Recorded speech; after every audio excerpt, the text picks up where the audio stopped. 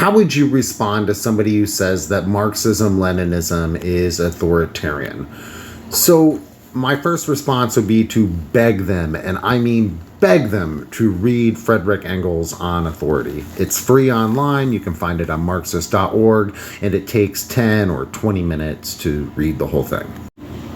We have been debating authoritarianism for hundreds of years now, and Engels does a great job of summing up the basics of the argument and making a counter argument to anti-authoritarians as to why we may from time to time need authority. And he gives some just wonderful examples, and it's very logical. Check it out if you have the time. And honestly, most people that I've had experience with that are anti-authoritarians, they are anti-capitalist as well. And so I think that they are reachable, which is why I think that it's extremely important to get them to read theory, to read Engels, to read this very short piece. Engels goes on to say, why do the anti-authoritarians not confine themselves to crying out against political authority, the state? All socialists are agreed that the political state and with it political authority will disappear as a result of the coming social revolution.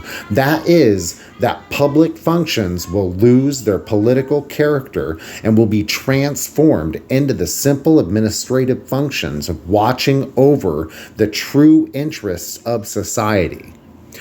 But the anti-authoritarians demand that the political state be abolished at one stroke, even before the social conditions that gave birth to it have been destroyed.